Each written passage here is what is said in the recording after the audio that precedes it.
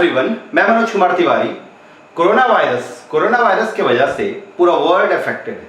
सबको कहीं ना कहीं किसी ना किसी तरह से प्रॉब्लम हुआ है, लेकिन आप लोगों को बहुत फायदा हुआ। कोरोना वायरस में अगर किसी को कुछ फायदा हुआ है तो सबसे ज़्यादा फायदा स्टूडेंट लोगों को हुआ। और एक अलग से एक फायदा आपके लिए आ गया कि आपका जो सिलेबस है क्लास 12 का, उसको 30% रिड्यूस कर दिया गया। देखिए, कोरोना वायरस में बहुत कोई मेरे को फ़ोन करा कि सर पढ़ाई नहीं हो पा रहा। सर, कोरोना वायरस में आप लोगों के पास एक बेनिफिट है कि आप दिन भर घर पे हैं। आपका जो आलतू फालतू टाइम है वो वेस्ट नहीं हो रहा। जैसे स्कूल जाते थे तो स्कूल जाने में आना जाना, ट्यूशन जाना आना, दोस्तों के साथ टाइम बिताना, ये सब आपका जो फालतू टाइम था वो सब अब आपका बच रहा है। तो इसको अगर आप घर पे सही से यूज़ करें तो आप बहुत अच्छा कर सकते हैं।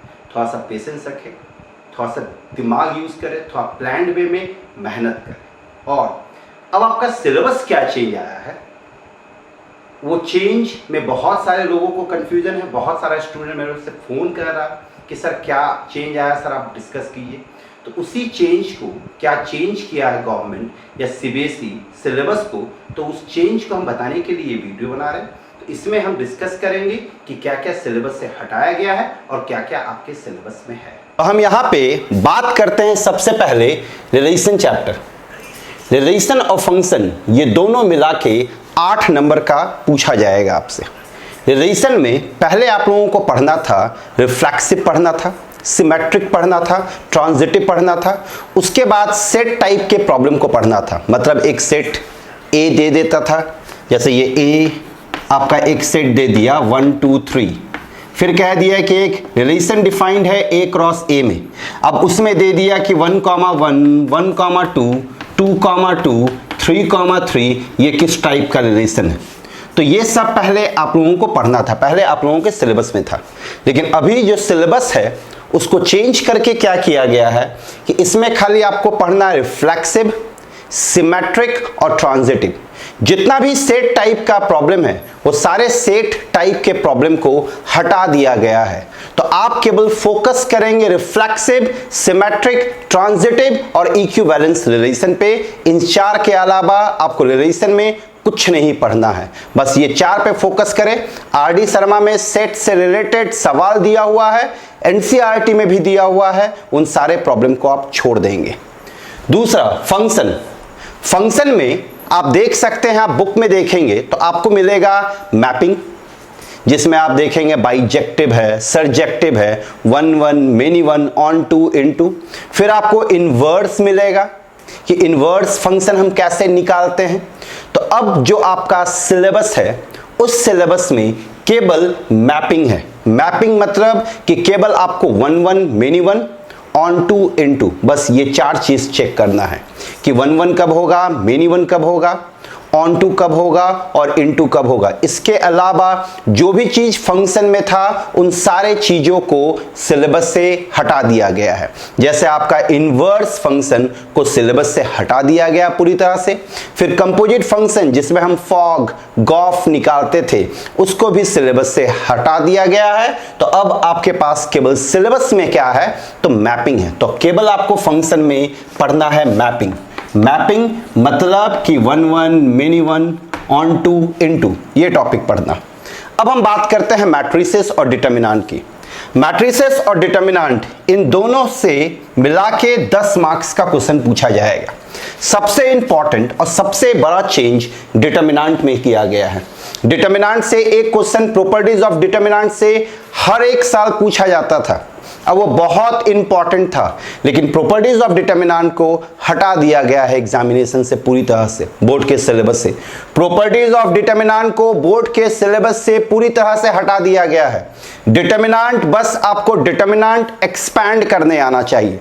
डिटर्मिनेंट का जो सिलेबस है वह बस डिटर्मिनेंट का एक्सपेंशन पे ही रोक दिया है कि हम डिटर्मिनेंट को एक्सपैंड कैसे करते हैं। ये आप लोगों को पता है कि अगर A B C D E F G H और आई है तो इस डिटर्मिनेंट को कैसे एक्सपेंड करेंगे, बस इतना नॉलेज आपको होना चाहिए। अब वो भी इतना नॉलेज इसलिए होना चाहिए क्योंकि मैट्रिक्स में आपको एडजॉइंट मैट्रिक्स निकालना होता है, इनवर्स मैट्रिक्स निकालना होता है। तो इनवर्स मैट्रिक्स के केस में आपको डिटर्मिनेंट का जरूरत पड़ता है इसलिए डिटर्मिनेंट में केवल इसको रखा गया है, बाकी सब चीजों को हटा दिया गया है। याद रखें, डिटर्मिनेंट चैप्टर को पूरी तरह से इग्नोर कर दिया गया है, पूरी तरह से हटा दिया गया है बोर्ड के लिए। डिटर्मिनेंट का जो सबसे इंपॉर्टेंट पार्ट था प्रॉपर्टीज ऑफ डिटर्मिनेंट, जो कि बोर्ड एग्जामिनेशन पूछा ही जाता था, उसको पूरी तरह से हटा दिया गया है। इसका खाली एक्सपैंड आपको आना चाहिए कि किस तरह से हम एक्सपैंड करते हैं, और इस पे एक छोटा सा टॉपिक है application of determinant for finding the area of the triangle. मतलब एरिया ऑफ द ट्रायंगल कैसे निकालते हैं, ये आप लोग कोऑर्डिनेट ज्योमेट्री क्लास 11th में भी देखे होंगे। तो वही एरिया कैसे निकालते हैं और डिटर्मिनेंट का एक्सपेंशन आना चाहिए, मतलब डिटर्मिनेंट को हम कैसे एक्सपैंड करते हैं। मैट्रिक्स में भी एक बहुत इंपॉर्टेंट चेंज किया गया। मैट्रिक्स का सारा कुछ सेम रखा गया है, खाली मैट्रिक्स से हटाया गया है क्या आपका जो एलिमेंट्री रो ट्रांसफॉर्मेशन के मदद से जो हम इनवर्स निकालते थे, उस पार्ट को सिलेबस से हटा दिया गया।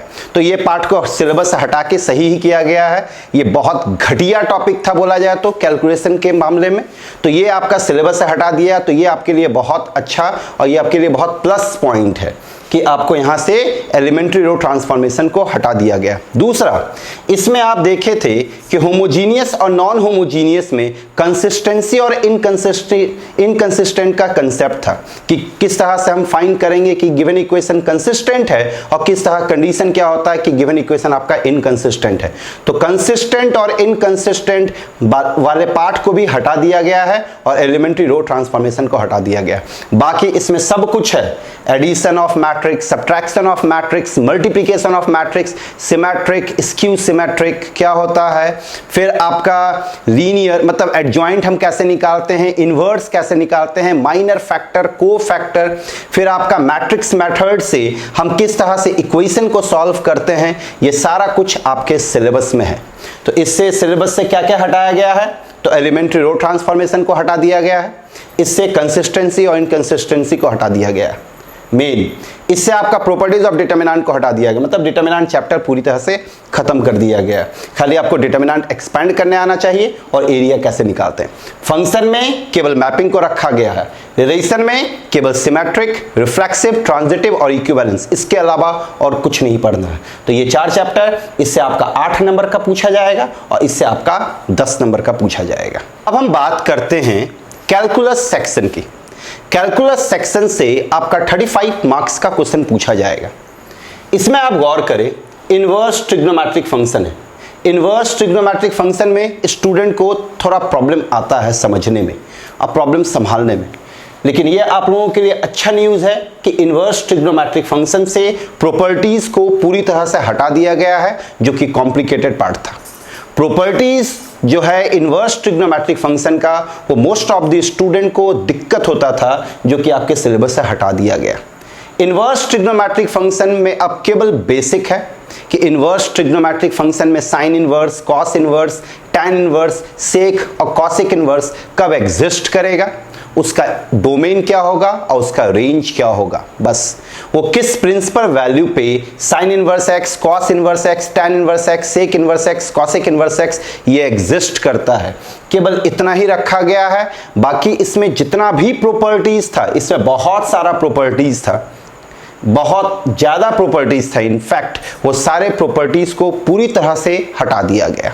तो इनवर्स ट्रिग्नोमेट्रिक फंक्शन में केवल आपको डोमेन, रेंज और प्रिंसिपल वैल्यू पढ़ना है, उसके अलावा कुछ नहीं। इसमें जैसे आप देखें, बुक अगर आप देख सकते हैं तो देखेंगे कि sign inverse x plus cos inverse x ये फॉर्मूला होता था पाई/2। फिर और भी बहुत सारा फॉर्मूला होता है, tan inverse x plus tan inverse y, इसका फॉर्मूला बनता है tan inverse x plus y divide by 1 minus x y. तो ये सब जितना फॉर्मूला है, इन सब फॉर्मूला को पूरी तरह से बोर्ड से निकाल दिया गया है। केवल इसमें sign inverse, cos inverse, tan inverse मतलब जितना भी इनवर्स फंक्शन है, सबका डोमेन, रेंज और प्रिंसिपल वैल्यू पढ़ना। मतलब ये हार्डली अब आपका 2 से 3 क्लास का टॉपिक रह गया, लेकिन ये कंपटीशन के लिए इंपॉर्टेंट है, तो कंपटीशन के लिए आपको ये करना ही पड़ेगा। डिफरेंशिएशन, डिफरेंशिएशन के सिलेबस में कोई चेंज नहीं आया है। जो आपका पुराना सिलेबस था डिफरेंशिएशन का, वो कंप्लीट सिलेबस है। डिफरेंशिएशन आपको करना ही है, डिफरेंशिएशन को अच्छे से पढ़ना है। अब हम आते हैं एप्लीकेशन ऑफ डेरिवेटिव में। एप्लीकेशन ऑफ डेरिवेटिव में जो चेंज किया गया है वो बढ़िया चेंज किया गया है मेरे अकॉर्डिंग। एप्लीकेशन ऑफ डेरिवेटिव से एरर अप्रोक्सीमेशन, रेट मेजर और मीन वैल्यू थ्योरम को हटा दिया गया। एरर अप्रोक्सीमेशन, रेट मेजर और मीन वैल्यू थ्योरम को कंप्लीटली सिलेबस से हटा दिया गया है और ये कंपटीशन में भी इससे नहीं ही पूछा जाता था। तो ये कंपटीशन पॉइंट ऑफ व्यू से अगर इसको कंपटीशन से भी हटा दिया जाए तो ज्यादा अच्छा है। उम्मीद है कि इस 3 टॉपिक को कंपटीशन से भी हटा दिया जाएगा इस साल मेंस में। अब यहां पे अब जो बोर्ड के सिलेबस में एप्लीकेशन ऑफ डेरिवेटिव में है वो इंक्रीजिंग डिक्रीजिंग है, टेंजेंट एंड नॉर्मल है एंड मैक्सिमा मिनिमा, जिसमें सबसे इंपॉर्टेंट है मैक्सिमा मिनिमा। इससे जरूर एक क्वेश्चन पूछेगा 6 मार्क्स का, तो इस टॉपिक को आप अच्छे से तैयार करेंगे। एप्लीकेशन ऑफ डेरिवेटिव से क्या क्या हटाया गया है? एरर अप्रोक्सीमेशन को हटा दिया गया है। अब बुक को पलट के देखें, आपको दिख जाएगा एरर अप्रोक्सीमेशन, रेट मेजर और mean value theorem. Mean value theorem में 2 चैप्टर आपको मिलेगा, एक रॉल्स थ्योरम और एक लैग्रेंजेस मीन वैल्यू थ्योरम। एक रॉल्स थ्योरम और एक लैग्रेंजेस मीन वैल्यू थ्योरम, उन सब को हटा दिया गया है। केवल आपके पास क्या बचा है? Increasing decreasing, tangent and normal, maxima and minima, जिसमें मैक्सिमा मिनिमा सबसे इंपॉर्टेंट है इसका वर्ड प्रॉब्लम, जो कि आपका पूछा जाएगा 6 मार्क्स का। टेंजेंट, नॉर्मल, इंक्रीजिंग डिक्रीजिंग, मतलब इन तीनों से क्वेश्चन आएगा, तो इसको आप अच्छे से करें। अगर कंपटीशन में सिलेबस में चेंज आता है तो ज्यादा चांस है कि ये 3 टॉपिक को उससे भी हटाया जाएगा कंपटीशन में। लेकिन इनवर्स ट्रिग्नोमेट्रिक फंक्शन से में प्रॉपर्टीज को रखेगा कंपटीशन में, ये आप याद रखेंगे, क्योंकि इनवर्स ट्रिग्नोमेट्रिक फंक्शन का जो प्रॉपर्टीज है वो इंपॉर्टेंट है, लेकिन अब उसको बोर्ड से हटा दिया गया। डिफरेंशिएशन आपका एज इट इज है, जो पहले का सिलेबस था वही सिलेबस अभी भी। डिफरेंशिएशन के सिलेबस में कोई चेंज नहीं आया है।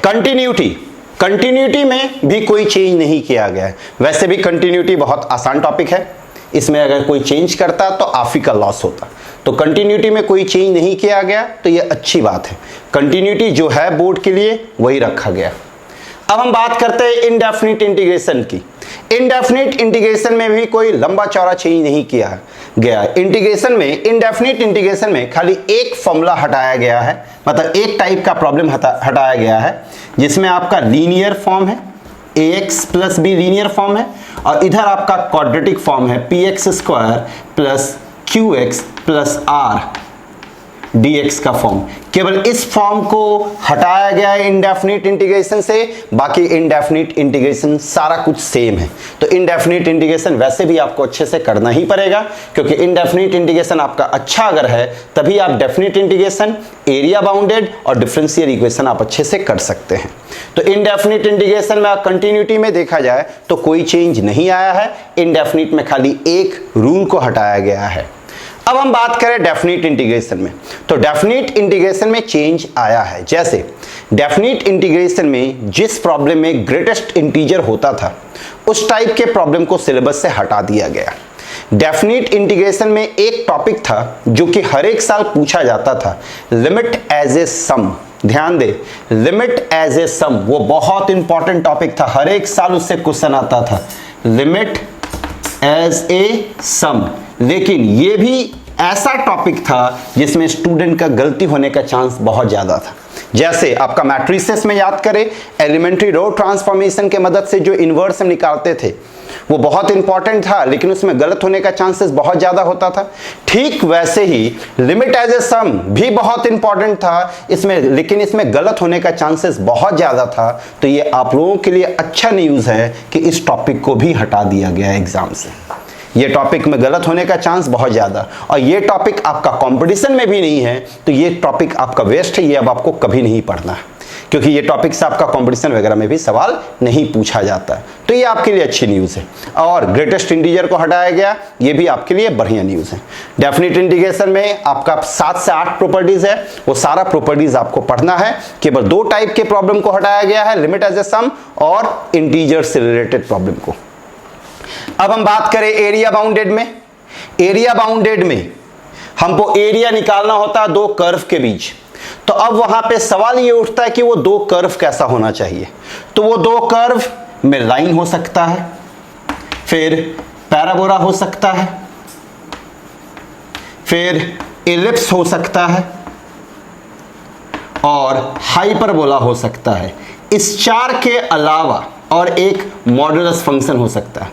इस 5 के अलावा अगर कोई भी कर्व आता है, जैसे लॉग, जैसे एक्सपोनेंशियल, ग्रेटेस्ट इंटीजर, इस 5 के अलावा कोई भी कर्व अगर आता है तो उस टाइप के प्रॉब्लम को बोर्ड के सिलेबस से हटा दिया गया। आपके पास जो एरिया निकालने वाला प्रॉब्लम आएगा उसमें जो 2 कर्व इन्वॉल्व होगा, आप अभी पढ़े नहीं होंगे, उसमें क्या एरिया जब भी हम निकालते हैं तो उसमें 2 कर्व आता है, तो उसमें जो 2 कर्व आपको मिलेगा वो यही इसी में से 2 कर्व मिलेगा। इसके अलावा कोई बाहर से कोई कर्व नहीं मिलेगा, ना एक्सपोनेंशियल आपको मिलेगा ना लॉगरिथमिक मिलेगा। इसलिए ये इसमें आपका एक्सपोनेंशियल लॉगरिथमिक टाइप की चीजों को हटा दिया गया है बोर्ड के लिए। लेकिन कंपटीशन में उम्मीद है कि वो रहेगा, क्योंकि कंपटीशन में एरिया बाउंडेड के सवाल इंपॉर्टेंट होते हैं, स्पेशली एक्सपोनेंशियल और लॉगरिथमिक से रिलेटेड। अब हम बात करें डिफरेंशियल इक्वेशन में, तो डिफरेंशियल इक्वेशन में 2 टाइप का प्रॉब्लम होता था। एक टाइप के प्रॉब्लम में क्या होता था, कर्व से हम डिफरेंशियल इक्वेशन बनाते थे। ध्यान दें, एक टाइप के प्रॉब्लम में कर्व से डिफरेंशियल इक्वेशन बनाते हैं और दूसरे टाइप के प्रॉब्लम में हम डिफरेंशियल इक्वेशन से कर्व बनाते थे। एक में कर्व से डिफरेंशियल इक्वेशन, कर्व से डिफरेंशियल इक्वेशन मतलब कर्व का इक्वेशन दिया रहेगा, dy dx के टर्म्स में चेंज करना है, और इसमें dy dx के टर्म्स में इक्वेशन दिया रहेगा, कर्व में चेंज करना। तो पहले ये 2 टाइप का था आपके सिलेबस में। अब क्या किया गया है, इसको हटा दिया गया है, मतलब कर्व से डिफरेंशियल इक्वेशन वाला टॉपिक सिलेबस से कंप्लीटली हटा दिया गया है। आपको पढ़ना है डिफरेंशियल इक्वेशन से कर्व वाला टॉपिक, लेकिन इसमें डिग्री और ऑर्डर भी आपको निकालना होगा। ये आप लिख लेंगे, डिग्री और ऑर्डर भी, क्योंकि ये आप लोग अभी नहीं पढ़े हैं, इससे आपको उतना आइडिया नहीं है कि डिग्री ऑर्डर क्या होता है, कर्व से डिफरेंशियल इक्वेशन क्या होता है। इसको आप अच्छे से लिख ले, जो जो चीज़ अभी हम एक्सप्लेन कर रहे हैं, जब आप पढ़ेंगे तो उस समय आप चीज़ों को ध्यान में रखते हुए जाएंगे। याद रखें, डिफरेंशियल इक्वेशंस में 2 टाइप का प्रॉब्लम बनता था, एक कर्व से डिफरेंशियल इक्वेशन का और एक डिफरेंशियल इक्वेशन से कर्व तक का। तो कर्व से डिफरेंशियल इक्वेशन वाला पार्ट को कंप्लीटली बोर्ड से हटा दिया गया है। अब आपको केवल पढ़ना डिफरेंशियल इक्वेशन से कर्व, और डिफरेंशियल इक्वेशन से कर्व में भी आपको पढ़ना है एक वेरिएबल सेपरेबल फॉर्म, लिखेंगे यहां पे वेरिएबल सेपरेबल फॉर्म। दूसरा आपको पढ़ना है reduction two variable separable form. तीसरा होमोजीनियस इक्वेशन, और चौथा आपको पढ़ना है लीनियर डिफरेंशियल इक्वेशन। ध्यान दें, डिफरेंशियल इक्वेशन से कर्व में आपको 5 चीज पढ़ना है। एक वेरिएबल सेपरेबल, मतलब 5 टॉपिक पढ़ना है, variable separable, reduction two variable separable, homogeneous, linear differential equation. Sorry, 4 topic, variable separable, reduction two variable separable, homogeneous differential equation और लीनियर डिफरेंशियल इक्वेशन। पहले इसमें बर्नौलीज थ्योरम भी था, जो कि सिलेबस से हटा दिया गया है। याद रखें, बर्नौलीज थ्योरम को सिलेबस से हटा दिया गया है। तो ये था आपका डिफरेंशियल इक्वेशन, मतलब ये आपका कैलकुलस का पार्ट था। इनडेफिनिट देख लिए, इनडेफिनिट में कोई चेंज नहीं आया है, डेफिनिट में चेंज आया है, अच्छा चेंज आया है। लिमिट एज अ सम, ये वैसे भी बेकार टॉपिक था, बोरिंग टॉपिक था, अच्छा किया इसको हटा दिया गया। एरिया बाउंडेड में भी अगर कह सकते हैं कि चेंज ठीक है, लेकिन इसमें आपको पढ़ना पड़ेगा, आपको लॉग का एक्सपोनेंशियल का प्रॉब्लम पढ़ना पड़ेगा, क्योंकि वो कंपटीशन के लिए इंपॉर्टेंट है। लेकिन जो केवल बोर्ड के लिए कर रहे हैं उसके लिए ये अच्छी न्यूज़ है। यहाँ पे डिफरेंशियल इक्वेशन में अगर आते हैं तो डिफरेंशियल इक्वेशन में ये टॉपिक बहुत आसान टॉपिक था। डिफरेंशियल इक्वेशन में कह सकते हैं कि अच्छा न्यूज़ नहीं आपके लिए, क्योंकि ये टॉपिक बहुत ज़्यादा आसान था। इसको अगर रहने देता, ये हटाता, तो आपके लिए ज़्यादा अच्छा होता। लेकिन डिफरेंशियल इक्वेशन आपका ये टॉपिक को रहने दिया गया, डिफरेंशियल इक्वेशन से कर्व में जाना, तो ये आपको पढ़ना है, इस टॉपिक को हटा दिया गया कंप्लीटली। और कंपटीशन में भी ये बहुत इंपॉर्टेंट टॉपिक है, इसलिए इसको रखा है, इसको हटा दिया गया है। इससे कंपटीशन में वैसे भी ज़्यादा पूछा नहीं जाता था, इसी से कंपटीशन में आता है, तो इसलिए इस टॉपिक को रखा। कंपटीशन में बर्नौलीज थ्योरम से पूछा जाता था, लेकिन उसको चूंकि हटा दिया है, तो उम्मीद रखिए कि बर्नौलीज थ्योरम को मेंस से भी हटा दिया जाएगा इस साल। अब हम यहां पे बात करते हैं वेक्टर, 3D, प्रोबेबिलिटी और एलपीपी। वेक्टर और 3D इन दोनों से मिला के आपका 14 नंबर का क्वेश्चन पूछा जाएगा। प्रोबेबिलिटी से आपका 8 नंबर का क्वेश्चन पूछा जाएगा एग्जामिनेशन में, और एलपीपी से आपका 5 नंबर का क्वेश्चन पूछा जाएगा। ध्यान दें, वेक्टर और 3D से आपका 14 नंबर का क्वेश्चन आएगा, प्रोबेबिलिटी से 8 नंबर का और एलपीपी से 5 नंबर का। वेक्टर में पहले आपको 3 टॉपिक पढ़ना होता था। एक डॉट प्रोडक्ट, एक डॉट प्रोडक्ट पढ़ना होता था, दूसरा क्रॉस प्रोडक्ट, और तीसरा आपको पढ़ना होता था scalar triple product. Scalar triple product, ध्यान दें। अब जो सिलेबस है, इस साल जो सिलेबस है, उससे ये स्केलर ट्रिपल प्रोडक्ट को हटा दिया गया है। ये कोई बहुत भारी टॉपिक नहीं था, ये अगर रखता भी तो कोई प्रॉब्लम नहीं होता। खैर, हटा दिया गया। अब आपको केवल डॉट प्रोडक्ट और क्रॉस प्रोडक्ट पढ़ना है। डॉट प्रोडक्ट और क्रॉस प्रोडक्ट। उम्मीद यही है कि मेंस में भी इस सिलेबस को उम्मीद रखिए कि हटा देगा। अगर मेंस के सिलेबस में कोई चेंज आता है तो इस टॉपिक को हटा देगा मेंस में भी। मेंस में भी आपका उम्मीद रखिए कि डॉट प्रोडक्ट और क्रॉस प्रोडक्ट ही रहेगा। तो अभी बोर्ड में डॉट प्रोडक्ट और क्रॉस प्रोडक्ट रखा गया, जो कि आसान टॉपिक है, जो कि आप आराम से कर सकते हैं। अब हम बात करते हैं 3D में। तो 3D में कोई मेजर चेंज नहीं किया। 3D में आपका केवल एंगल वाला जो प्रॉब्लम है, जैसे दो लाइन के बीच एंगल, 3D में आप पढ़ेंगे दो चीज। 3D में आप दो चीज पढ़ते हैं, एक लाइन से रिलेटेड प्रॉब्लम और एक प्लेन से रिलेटेड प्रॉब्लम। तो इसमें क्या चेंज किया है, दो लाइन के बीच एंगल, दो प्लेन के बीच एंगल और लाइन और प्लेन के बीच एंगल वाला जो प्रॉब्लम है उसको सिलेबस से हटा दिया गया है। दो लाइन के बीच एंगल कैसे निकलता है, दो प्लेन के बीच एंगल कैसे निकलता है, लाइन और प्लेन के बीच एंगल कैसे निकाला जाता है, इस टाइप के प्रॉब्लम को हटा दिया गया है। लेकिन ये चेंज करके कोई फायदा नहीं है, क्योंकि ये आपको पढ़ना भी पड़ेगा, क्योंकि इसमें और भी बहुत सारा टॉपिक है जो कि एंगल पे बेस्ड है, तो ये आपको पढ़ना ही पड़ेगा इनडायरेक्टली। हाँ, आपको फॉर्मूला याद रखना पड़ेगा, उससे रिलेटेड प्रॉब्लम आप भले ना बनाए, लेकिन दो लाइन के बीच एंगल क्या होता है, दो प्लेन के बीच एंगल क्या होता है, लाइन और प्लेन के बीच एंगल क्या होता है, ये फॉर्मूला आपको याद रखना पड़ेगा, क्योंकि इस फॉर्मूला को याद करने के बाद ही, इस फॉर्मूला के एप्लीकेशन पे ही आगे बहुत सारा थ्योरी बनता है जो कि सिलेबस में है। तो ये कोई चेंज फायदेमंद नहीं है। अब हम बात करते हैं एलपीपी, प्रोबेबिलिटी की। प्रोबेबिलिटी में एक मेजर चेंज किया गया है। प्रोबेबिलिटी में मीन, वेरिएंस और आपका बाइनोमियल डिस्ट्रीब्यूशन, ध्यान दें, मीन, वेरिएंस और बाइनोमियल डिस्ट्रीब्यूशन को सिलेबस से हटा दिया गया है। इसमें आपका इंडिपेंडेंट वेरिएबल, दूसरा डिपेंडेंट वेरिएबल, तीसरा टोटल प्रोबेबिलिटी, ये लिख लेंगे आप, टोटल प्रोबेबिलिटी, चौथा बेस थ्योरम और पांचवा आपका प्रोबेबिलिटी डिस्ट्रीब्यूशन। ये 5 टॉपिक अब आपके सिलेबस में है। बाकी सारे चैप्टर्स, सारे टॉपिक को सिलेबस से हटा दिया गया। इसमें आपका मीन, वेरिएंस, स्टैंडर्ड डेविएशन भी था, इसमें आपका बाइनोमियल डिस्ट्रीब्यूशन भी था, जिसको सिलेबस से हटा दिया गया। तो यस, ये आपके लिए अच्छा चेंज है, आपके फायदे के लिए चेंज है, और ये उम्मीद है कि यही चेंज मेंस में भी करेगा, क्योंकि मीन, वेरिएंस, स्टैंडर्ड डेविएशन ये कोई काम का चीज़ नहीं था साइंस वालों के लिए, तो उसको हटा सकता है। बाइनोमियल डिस्ट्रीब्यूशन इंपॉर्टेंट था, लेकिन उसको भी हटा देगा, ऐसा एक्सपेक्टेशन है। तो ये आपका बोर्ड में है, बाइनोमियल डिस्ट्रीब्यूशन और मीन, वेरिएंस, स्टैंडर्ड डेविएशन, इन सब चीज़ों को हटा दिया गया। अब हम आते हैं एलपीपी में। तो एलपीपी में कोई खास है नहीं। एलपीपी में आपको एक ही टाइप का प्रॉब्लम पढ़ना है कि एलपीपी में जो प्रॉब्लम दिया रहेगा उसका मैथमेटिकल इक्वेशन बनाना है। मैथमेटिकल इक्वेशन बनाने के बाद उसका ग्राफ प्लॉट करना है, और ग्राफ प्लॉट करके आपको वहां पे पॉइंट निकालना है। तो इसका 2-3 मेथड है। तो उसमें से आप क्या किया गया है, इसमें खाली एक ही मेथड रखा गया है कि आप सिंपली ग्राफ से किस तरह से पॉइंट निकालते हैं, याद रखें। बाकी 2 मेथड को हटा दिया गया है। सिंपली ग्राफ से किस तरह से हम पॉइंट निकालते हैं, खाली उसी को रखा गया है। तो ये चेंज है आपके सिलेबस में, जो कि अगर देखा जाए तो आपके लिए पॉजिटिव चेंज है, क्योंकि इससे आपका एलिमेंट्री रो ट्रांसफॉर्मेशन को हटा दिया गया है, जिसमें स्टूडेंट के गलती होने का चांस बहुत ज़्यादा होता था। दूसरा, आपका प्रॉपर्टीज ऑफ डिटरमिनेंट को भी हटाया गया, जिसमें स्टूडेंट को उसमें भी प्रॉब्लम होता था फंसता था प्रॉपर्टीज अप्लाई करने में।